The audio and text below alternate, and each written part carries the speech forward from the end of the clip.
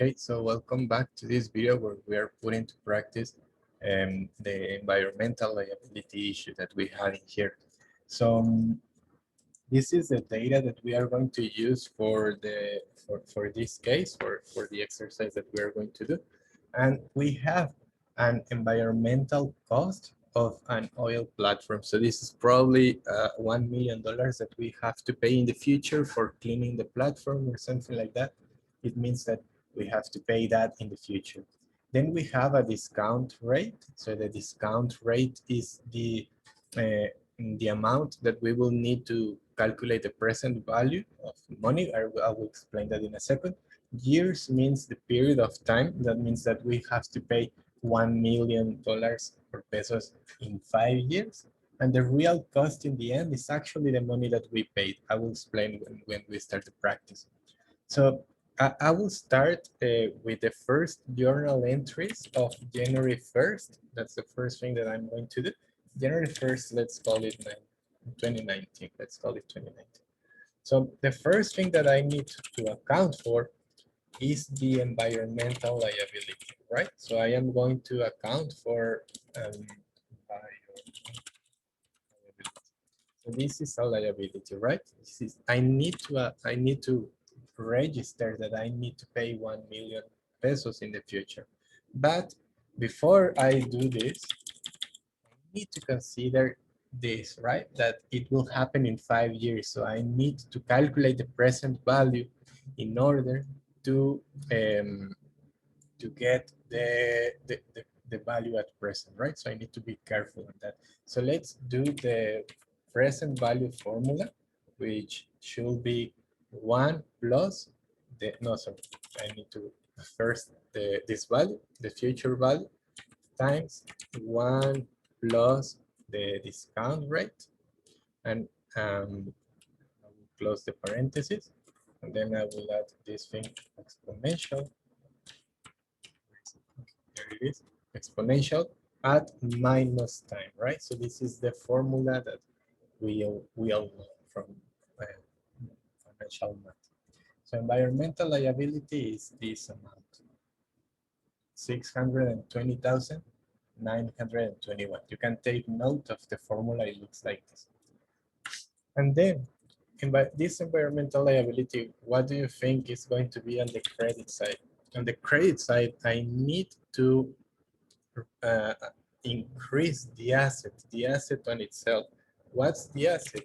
In this case, it's the platform. Because if I need to clean that in the end, it adds value to the platform. It's money that I need to invest in that platform. So I will add this amount. So so far we are okay with the first journal entry of the year 2019. So then we wait until, or we need to register something on the last day of 2019. On the last day of 2019, we need to do two things. First, we need to depreciate this, right? Why? Because I don't want to finish in 5 years with an increased value of my platform. In the end, when I clean, I will take out everything. So what I will be doing is that I will be affecting every year the value of the platform. So I will be depreciating this value of 620,000. So how I'm going to do that? It's pretty easy. I'm going to write an depreciation expense of this amount divided by the number of years. So in this case, it is 124,000. And that, of course, is going to be with the accumulated depreciation platform, right?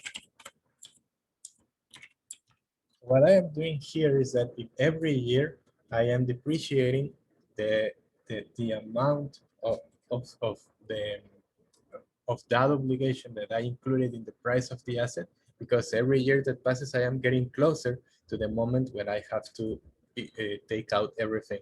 And I don't want to wait until the end, because imagine if you wait until the very end and in one day you take out all of this, it's not fair. You need to consider it from year to year. And then the next thing that I'm going to do in this date is to calculate the interest expense. What's the interest expense? The interest expense is the expense related to this liability, because in the end, I want to finish with 1 million, right? This is the amount that I want to finish with in 5 years. So 5 years before, I registered this amount. So in 5 years from now, I want to finish in 1 million, and I can't do it in the very last day. I need to go year by year. So it's the same.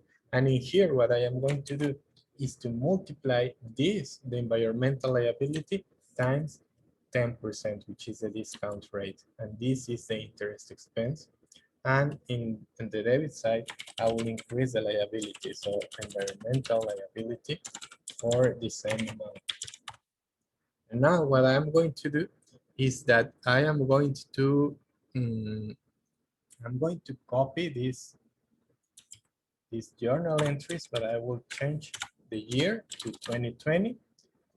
Now I will just copy this from the previous one, just like this, because it will always be the same. It is always the same formula. It is the value of the asset that I wrote on the first day divided by the year, so that I can decrease or that I can depreciate every year the value of that asset. And in the interest expense, I need to do something different. I need to, instead of just multiplying the environmental liability times the discount rate, I need to add up this number to the environmental liability from previous year plus this, because what I want to do is to calculate the discount rate of the balance, not only the initial balance, but the final balance from this year, from 2019. So that's why I am adding up this plus this, and then times 10%. And I get this. I will continue doing the same for the next years, and here it's going to be 2021. This is fine, this doesn't change, but I need to be careful because now I have to add the last journal entries, this plus this plus this, and then times this. Now I have this number, then I continue and I change the date for 2022. Now this doesn't change, it's fine. But in here, I need to change the formula again. So it's going to be this plus this plus this plus this times 10%.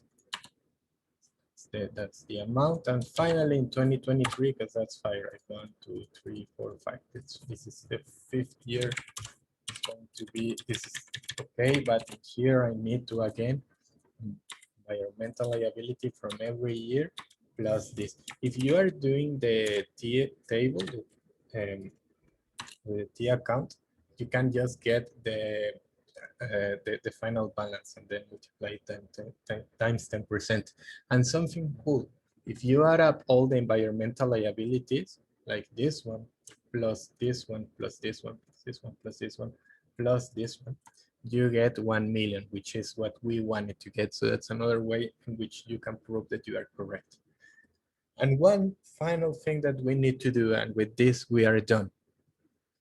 It's time to clean the oil platform. It's 5 years since the beginning of the project, so we need to actually clean it. So what I will do is that I will credit for the environmental liability because I want to finish with my liability. I mean, like I want to finish with that number, with that account, because I will actually clean it. So I will add up all the numbers, and you will see that in the end, it will give me 1 million, right? Ah, no, I did something wrong. I forgot 1 million, that's right. And the other thing that I know is that in the end, I didn't pay 1 million, and that's something surprising. Instead of 1 million, I paid 995,000, which is that number. So what's going on in here? I ended up paying less than what I expected. So what's that? That's other income, right? So that other income is going to be just the difference, and now I am done, right? This is the end of my exercise. So it's not that complicated. You only have to be careful. Imagine what happens if instead of this number we have actually 1 million. Then we don't have, what's going on here? we actually don't have any income, and that's fine, right? Because we pay the amount of money that we were supposed to have. We are supposed to have paid, and then mind that we end up paying more, like we end up paying 5,000 more. I have to know that. Mind that we end up paying 5,000 more. So instead of other income, it's going to be other expense, right? Something like this. 5,000 just to get the balance, right? So that's how it works. It's I think it's very simple. It's not complicated. Just be careful, do it step by step, and it should work out fine. Right? So in the next video, I'm going to show you how to account for an environmental expense. And with that, we are done with the class.